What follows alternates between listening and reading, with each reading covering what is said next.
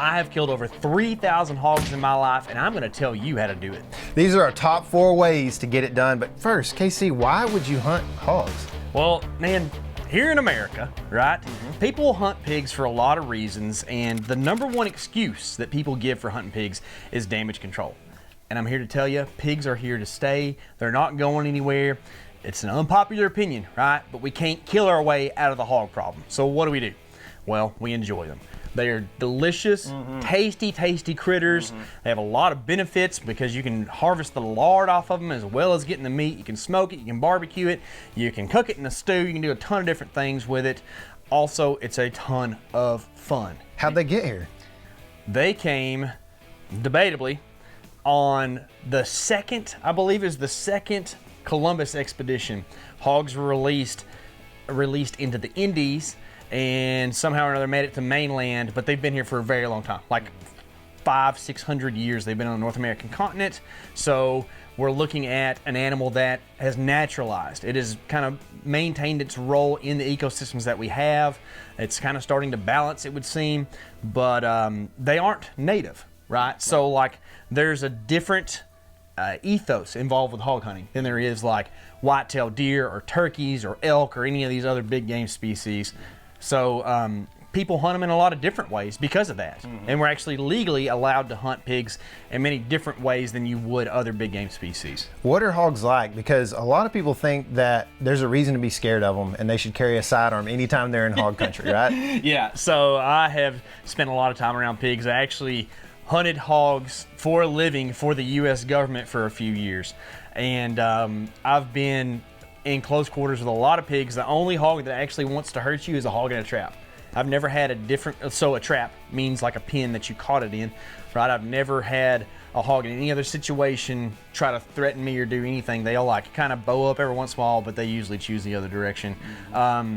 In my experience at least, there's really no reason to be concerned about being in the woods with pigs.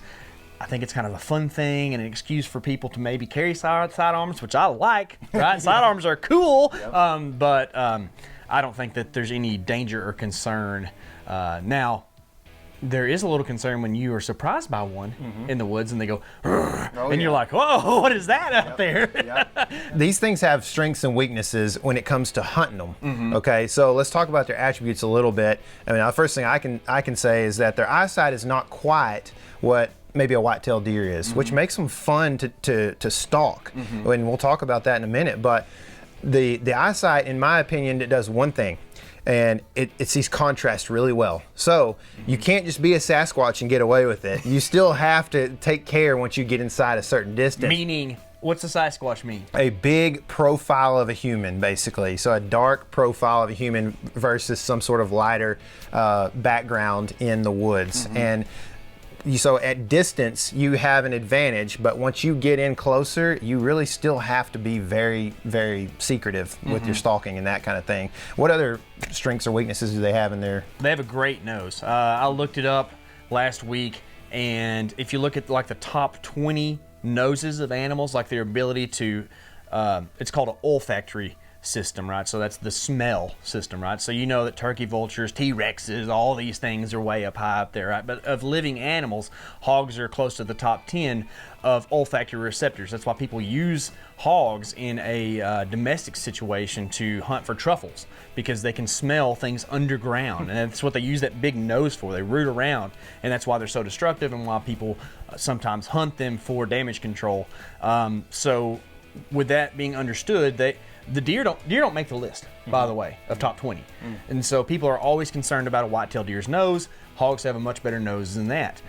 I had a guy describe the way that scent works with animals to me one time, an old trapper friend. He said, and this is in relation to coyotes, which also, by the way, don't make the list. Bloodhounds do, so I don't know where a coyote falls into that mix. But he said that us as a human, when you smell, like you go in a cafe, you smell a cheeseburger, and you're like, that smells good. A coyote, in that sense, and you could probably even apply more so to hogs, smell tomatoes, they smell meat, they smell bread, they smell sesame seeds, they smell the lettuce, the mayo, all the stuff. They smell it all like within its own part, right? So you're dealing with that when you go into the woods. And then also this animal can't see well, so they're probably made to smell better. Not they actually kind of have their own smell, but to be able to use their smell better because they have the impairment of bad vision. So you can imagine that they're pretty good at it. And if you look at their anatomy, right, they have small eyes for their body size. They have medium-sized ears, but they have a really big nose and snout, right? So that snout not only is powerful, but it also means that they have a very large olfactory gland within that, or not gland, but receptor within that nose, right? So they have a lot of surface area to take in scent.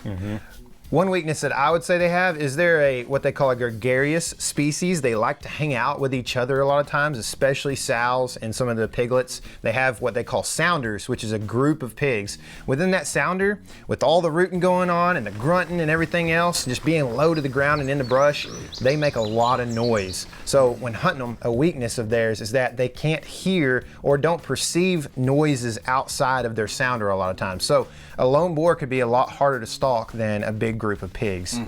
Also, pigs are really easy to see.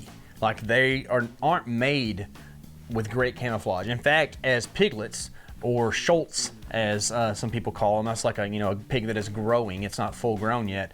They actually have camouflage oftentimes, like naturally they have stripes, they're brown and dark brown, and then as they grow they actually lose that camouflage and become large kind of mottled colors. Yeah, they're not pink or bright orange like your hat, they don't stick out that bad, but they are a large black blob oftentimes in the woods, which makes them pretty easy to see. We're humans, eyes are our major function, our major sense that we can use, right?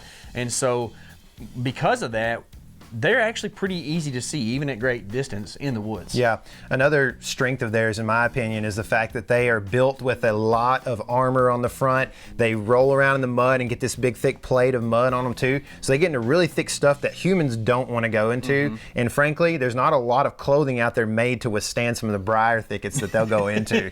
So it's a strength of theirs, it's a way for them to hide from us. There's a reason they make footballs out of that stuff, right? That's right. That's tough. Pigskins, Yeah, so along with that though, another strength of a hog is that they're actually really hard to take down with gun or bow equipment, right? So they, for one, are just like a round, solid unit. We found that they're very hard to aim on because oftentimes if you're looking through a sight picture and you can't see the whole animal, it's really hard to tell exactly what you're looking at. And then two, you're talking about that thick armor plating when you're looking at smaller caliber rifles or bows. Sometimes it's pretty hard to penetrate that. Plus, they're stocky animals, so they're not elongated like a whitetail that maybe has longer, thinner bones. They have big, thick rib bones and even thicker shoulder blades that make it real difficult to penetrate. So let's talk about one of my favorite ways to hunt them. It's spot and stalk. It's actually probably like the internet's favorite way to hunt them. You always hear about people, they're like, oh, they're up in the north. And they're like, I want to go hunt spot and stalk pigs down in the south, right? Yeah. And that's a thing that people will come and do. That's a reason these things are so great, is because you have a long season year round, as far as I know, in pretty much every state. And you have these opportunities to come hunt these pigs all the time, everywhere where they are. And you get to practice what you do in whitetail season on the hogs. Except for California. Wow. They regulate their hogs. How about that? Can you imagine? Regulations in California. Well, it could provide cancer to some people, apparently. Tyler, you love to spot and stalk pigs. I've seen you do it. You can run them down and shoot them, right? Which maybe is different than what we're talking about here. Sure. But what is your go-to way of spot and stalking hogs? I like to set up where I know hogs to be. Now, one thing that helps me to know that is a lot of times trail cameras. We use multi-mobile cell cameras. They have pigs on them at certain times in daylight, which is where we typically want to hunt them. If you can't find them in daylight, they're kind of hard to spot and stalk in the traditional way. But I will know there's a group of pigs coming out at a certain time every day, so I'll go set up with the wind in mind, obviously, because of that big elongated receptor of an olfactory, and wait for them to come out in some fashion, some form, and see these big black blobs, like KC said, that you can perceive going through thicker timber or whatever, grassland, whatever they're going, and essentially make moves on them at that point. So you can still hunt these things, but knowing that they're in the area or in a certain area, or that they're bedding adjacent to a food source like a feeder or something that you might have up, knowing that these cedars are back in the woods a little bit and that they might bed in that area, that's very helpful when you come to setting up in a spot and stalk situation. You can do this with a bow hunting, or you can do it with a gun. Either way is going to be pretty effective. Of course, you get the added range with a rifle. You get you don't have to use a rangefinder too much when you're using a gun as well. You know, you can just spot them. And hogs kind of have a buffer or like a bubble, right? If you're, I would say, outside of 100 yards, they might not even acknowledge your existence, which is really, really nice, especially if you got a little bit of cover, maybe broken timber or something like that. No issues at all. But it's still, if you're trying to close that extra distance, which is what's fun about spot and stalk, right, is you want to get close to them and kind of have that interaction, which is a lot of fun. You have to keep some stuff in mind. And the wind is going to be like the number one thing. Of course, we just talked about it. Hogs smell really good. They use their nose really good, I shouldn't say. They actually smell kind of good. People think about hogs as like a stinky thing, but that's because they've been around hog farms on like the pink pigs. But these brown pigs out in the woods have like a nutty, aromatic, like almost molasses sweet smell. And I don't know, it's just a different thing. It's not what you would think about hogs smelling like, but it is. So you can actually use that to your advantage. If you know where some hogs are, or you have like an idea of an area they may be hanging out, you can go swing downwind of that, make sure you get that wind in your face. And if you can smell pigs, a lot of times you're like within that bubble. Oh, for and sure. it is a good situation. Yep. When you smell these hogs, they're typically going to be bedded, more than likely, in a place that you've swung downwind of. So you can stalk into that and keep your eyes peeled. Using binos, a lot of times I'll look through this thick timber in some of these lowland swamps and stuff, and I'll be able to spot these backs going through, you know, because what they do in a sounder is most of them bed, but then every once in a while, and oftentimes, there are multiple pigs that kind of hop up, change position, take a leak, do whatever they do, and then go back down for a bed until it gets cooler in the day or they go to feed. So that's one way to get in there on them and then take your time weaving in. When the hogs are in motion, things get a little more hectic. When they're in between where they're going and where they've been bedded, things can get really tough. In fact, it can be almost impossible at times to get on them. We saw that the other day on the big boar that you stalked. When they're in motion, you try to be in motion when they are, and when they stop, not be, right? Because they see that contrast, they hear the noise outside of them making the noise going through the brush, and you try to catch up to them. But especially some of these boars that are pretty good size, they have long legs, they're fast, their gait is at a fast pace, they're hard to catch up with, they're not waiting on other pigs, they're just doing their thing, so they can be really tough. And then, you know, lastly, when they're eating, a lot of times, especially a sounder, a group of pigs will get into at a feeder or get into some food source, and they can wipe it out quick. So the problem is, you can throw a lot of corn out on the ground.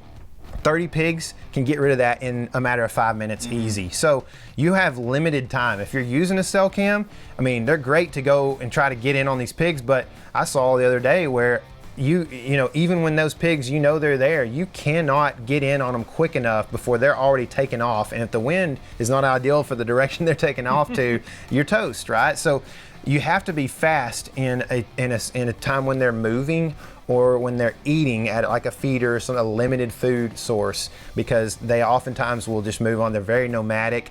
They can eat nearly anything, so they don't have to eat that corn. They can go grub something up anywhere in the woods. They can eat carrion and any of that stuff. So nasty. Yeah, they can be nasty at times, but they can also taste really good. Yeah. So those are some of the things you have to keep in mind when you're stalking these things. So the whole idea is that you're stalking up to take a shot at these hogs. So I think that, like you're talking about, when they're like doing that little cauldron thing when they're eating, right? Like, if you're hunting pigs, you need to have a realistic idea of what your shot opportunity is going to be like. It's not like a white-tailed deer sticking his head up in a scrape branch and is just going to stand there for 15, 20 seconds and let you take a shot. I mean, you literally are waiting on that pig to stop moving, and this is controversial in the bow hunting world, right? But you kind of need to tell your bow to go off because it's time to shoot that thing. They're not going to give you not very often at least, they're going to give you a very still, stationary shot. That helps more with rifle hunting, right? Because that bullet is getting there faster, so you don't have a lot of variables that can interact, right? But it's still a thing. And so, as well, you need to think about the anatomy of a hog. if you're shooting a light arrow setup, which I would suggest maybe looking at a heavier arrow setup for pigs, you want to make sure that you stay away from that shoulder plate on boars, or even just the big shoulder blade on a sow, right? Quartering away shots are really great for pigs. Frontals are tough on hogs because a lot of times it's a smaller target. You know, a deer has a neck and it comes down into a chest. Pigs don't have necks. It's literally skull into body, right? Now I've seen you take a frontal on a pig and it kill them really good, but at distance, it's a difficult thing to hit. Well, and he was alert too, so his head was up. That's the one thing that really helped me have an open shot there. Because typically when they're not alert, their nose is at the ground. That's just, they're built to dredge stuff out pretty much. They're wedges, yes. Yeah. So thinking about the drawing process, you know, one thing I think of when I think about pigs is, again, contrast is what they perceive, in my opinion. So they're going to perceive movement outside of your core body, right? So you don't want to just do this big draw, right? You want to draw straight through the animal to the best of your ability and stay as compact and in line with your limbs as possible. I think that'll help you a lot. And, you know, once you get drawn back, you find one that you're wanting to shoot, which there are a lot of targets in a sounder. You know, there's no, like, sometimes there's trophies, but more than anything, they just all taste good, right? Once you find one thing you need to recognize, I think, in shot placement is that almost always shooting lower on a pig than you think at first is a good idea, because they sit down in the grass. You cannot see the bottom of their chest cavity most of the time. Aiming at the top of that grass is probably a pretty good idea. Yeah. Also, on that idea of like aiming lower, a hog's spine does not follow the length of its body and then stop at the back of the head. You got to imagine how your neck connects to your body is kind of how a hog does, except they are 90 degrees to that, right? So the spine goes, you know, about 4 or 5 inches below the top of the back on a large pig, but then it ducks down real low so they connect to the head up towards the middle of the shoulder. So it's another thing. I think when people think they hit hogs in the shoulder, sometimes they're hitting them in the spine and it's not dropping them because it drops so low to connect to the back of the head. So the vitals on a hog are kind of difficult to hit sometimes. We've seen this before, right? Like they tuck up underneath, up in the shoulder, up in the body cavity more. They don't stretch out through the back of the body. They don't have super huge lungs because they're not, you know, distance runners. They sprint, they get to cover. They don't have a lot of lung to hit. So you really, it's good to be precise with where you're trying to hit that pig, you know, up in the cavity. Those quartering away shots are where you're going to have a lot of success with making sure you hit vitals and killing that hog. So a spot and stalk situation can often turn into our number 2 way of hunting these pigs, which is ambush style. So you can actually set up for pigs, but in a spot and stalk situation, a lot of times what you do is get out in front of that moving pig and you end up in an ambush situation. That's the ideal way to kill a moving pig, in my opinion, is to get out in front of him, set up, know the trail he's going to come in, know the big thicket that he's going to go downwind of and smell for the sounder or whatever it might be, and then you're ambushing that thing. So otherwise, you're usually ambushing in a bait situation most of the time. That's the way that most of us do it down here. And a lot of times that involves corn in a feeder or in some other way, maybe hand-fed as well. There are lots of different ways that we will bait pigs. Typically, we use straight corn, but I've tried all kinds of things, and there's lots of different, you know, old man ways of thinking about it, right? Where it's just like, hey, this is if you pour a little diesel on this corn, it makes it more attractive to the pigs. If you put strawberry Kool-Aid on this corn, it's going to make it more attractive to pigs. I don't know personally that any of that works, but I know that they will eat just about anything, like I mentioned earlier. So in my opinion, the corn is going to work pretty well in most situations. I think the diesel might be something to keep the deer off of it potentially, which, you know, the hogs are going to drive deer out, but if the deer aren't eating the corn first before the hogs get there, that can be a good thing to keep them in the area. Yeah, also as far as natural food sources go, hogs love hay fields. They love to eat bahia grass roots. It's just like a major food source for them, especially in the winter months. They love to go out there and root those things up. Also in the fall, acorns are a big deal. A lot of people where we live are shooting pigs opportunistically while they're deer hunting because they're targeting those acorn flats of oak trees, right? So you're going to find hogs around those type areas.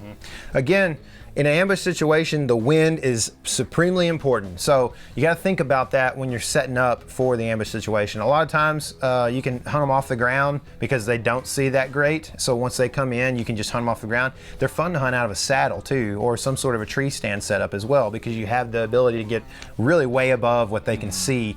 So you can get away with drawing pretty easy in that situation. The one thing about being in a saddle or in a tree stand is that you're kind of stuck in that spot. There's no moving around if the wind swirls, and these things hang out in low country where the wind swirls a lot. So you have to be very careful. Again, the Moultrie mobile cameras come in pretty cheap for us, where you can see where these pigs are coming into the food source, so you have a pretty good idea of where they're bedding, and that's what you have to be cognizant of in an ambush situation. Cannot let the wind blow at the bedding or where they're coming in from, even in that case. So you have to be able to read aerials and understand, or at least have been through those woods to understand where these things are hanging out during the day, so that you don't blow the wind there, where they're coming to, or anywhere in between that. So you're set up for that with the wind that's good. And a lot of times a creek system can help you draw that wind into a place where they may not be. If you're trying to ambush pigs, having some concealment is a good thing. Good camo, of course, makes a difference, but having a little bit of cover, even at least back cover. Like, they don't see great, but like Tyler said, they see contrast well. So if you're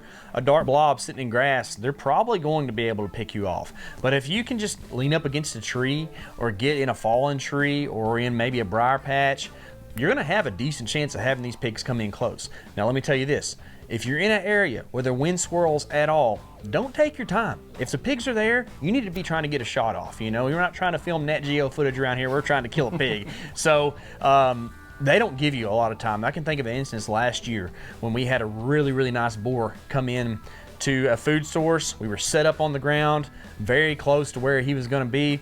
He comes in, notices us because we're a little bit contrasted, even though we're right next to a tree, gets nervous, and actually ends up spooking because of a raccoon, because he got so weird. It happens so fast, right? So taking those shot opportunities as quick as they come is a big deal. And be ready, man. Have your bow at the ready. If you have a gun, have it close. You know, you can throw a gun up and take a shot really quick, but with a bow, it takes a little bit more concentration. But drawing on a hog is not as easy as some people make it out to be. But personally, I've found that just getting your bow back as quick as you can when it's time to take your shot, a lot of times that'll function as your stop, because they don't see well. So they see that movement, they look over, and it's too late. Now, you want to make sure you do that whenever they are in a shooting position. You don't want to do it whenever they're facing straight away but can still see you. Hogs are weird.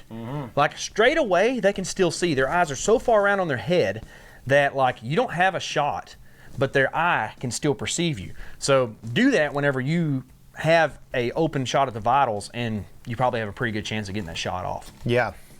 So with that in mind, when you're in an elevated position, you want to think about how to shoot at these things. You know, you're going to get away with the draw more often in that elevated position. So in other words, they're going to be moving a lot still at that feeder or that bait pile, whatever you've got going on there. So you really have to focus in on finding the pig, or maybe one or two pigs that you think are the ones you want to shoot in that group. And once you get back, just got to burn a hole in one of them and find the time when, for instance, it may pull its head up, and when it puts it back down to feed, it may be, that's where it's going to feed, right? It's not going to move for a second. So it may take a step and then it's feeding, and that's when you shoot. But you got to be ready. And I think practicing in the yard is a big part of this. And it can help you in the whitetail woods as well if you can do this well. And this is why pig hunting is so great.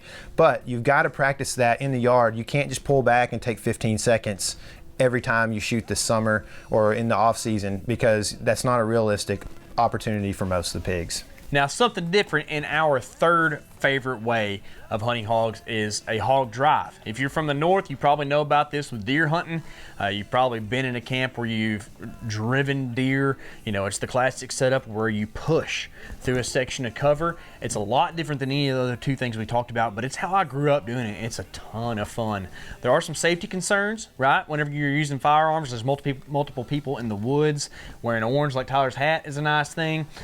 Being in constant communication, making sure you know where everyone is. As long as you're safe, you can end up having a lot of fun. And I can remember Eric was with me a couple years back, and we did a little bit of this, and I shot 4 pigs as they just came by like a video game. It was so much fun, right? And it's a good time when you have a firearm in your hand, because you just feel more lethal sometimes, and that's the case here, right? So we usually use shotguns with buckshot because instead of shooting a single projectile, you're shooting 12 or 18 pellets with a full choke. They're lead. They can take hogs down out to 40, 50, 60 yards. And whenever hogs are on the move, you can take shots. I mean, there's nothing unethical about shooting at a running hog whenever you can shoot at flying birds, right? It's the same thing. Sure. You're just trying to shoot something to eat it. One way to do that well, I think, is to think about the target you have there. And it's actually really big with a shotgun on pigs. This is what is awesome about it, is you're not trying to just fit something in there, you know, nice and neat into a little spot right behind the shoulder. You've got pretty much from, you know, the eyes to the back of the lungs, liver, to kill that pig. That's like and I mean, that's a big section because, and it's all lateral, it's straight across. So left to right, if you misjudge how far you need to lead that pig, you have a lot of margin of error there. Whereas like on a deer, you know, if you're shooting at his head and you miss behind him a little bit, you ain't hitting nothing, right? on a pig, if you're shooting for the headshot, which is what we're shooting for, because it just drops them most of the time just right there, even right behind the head in the neck is going to just stone them right there a lot of times. And then a lung shot kills them pretty quick as well too, and you'll have blood and that kind of thing with those big BBs going through. A lot of times that'll help you to track them in that situation. Not to mention they're going to stay with the sounder that they're with in most cases, so you can just follow that sounder with your ears, hearing them in the brush, or with your eyes, or you're smelling them, you know. Follow that sounder for a while and you may come across a dead pig too. So but this is one of my favorite ways to hunt them as well. It's exciting. Again, they're, you know, the way to shoot them is to be a good wing shot essentially, and to know that from the eyes, you know, to where the shoulder starts essentially, or even in the shoulder, is like, that's where you drop them like a bird pretty much. The approach is a lot like spot and stalk. You want to get the wind in your face, but instead of being one person with one weapon, you have 2, 3, 4, 5 guys that are kind of pushing as a line through the woods, pushing through cover, wind in your face, and you're jumping hogs or you're sneaking up on them. You don't have to be super loud, right? You can still be kind of sneaky, especially if you can see your buddies. And I'd rather shoot at a stationary hog than a running hog for sure, but I will do both, right? And so you just go out to an area, you know, pigs frequent, maybe some scouting is pretty handy with this kind of stuff, and you just push through there, through the thick stuff where you know pigs are going to bed. A lot of times they like long grass, they like dry spots in a wet area, things like that. And if you do it enough times, you'll run into pigs. And that's kind of the secret to this, is volume hunting. You can't go out and just kind of go through one area and be like, oh, there's no pigs here today. You got to hit multiple spots throughout the day, and sooner or later you're going to run up on a nice group of pigs and take you home some bacon, as people would say, although there's not actually a lot of bacon on wild hogs. More for backstraps there. That's right. You know, this can be a really good thing you can do with archery as well. You can be effective with archery equipment in this situation, because what a lot of times they will do is when hogs bust out of thick cover, they get in, there's these lanes through the cover, and that's where you walk most of the time, right? You see these lanes, you walk through this thick stuff, you stay out of the briars a little bit, blow your wind in here, make some noise, and all of a sudden they hear you. They bust out, and a lot of times this is a thing they do because they see that contrast, and they want to see what it is. They heard something, or maybe they didn't even hear something. Maybe 3 pigs busted beside them, and they're like, what's going on here? They'll run out into that lane. It's usually a trail or something a lot of times that animals use, and they stop and they look just for a second. And the way they look is not actually looking straight at you. They're looking straight forward, because their neck doesn't really do a whole lot, and they can see out the side of their eye and see you in that lane that way, right? Because that's just how they do it. So know that if a pig runs out perpendicular to you and he's sitting there looking perpendicular, he's looking at you with his eye. So you have a split second, but you see that thing coming, draw back and shoot him right there at 30, 40 yards or whatever that lane is right there, because you'll have a split second when it stops to try to register what's going on. It helps if you practice your hog squeal. You know, but louder than that.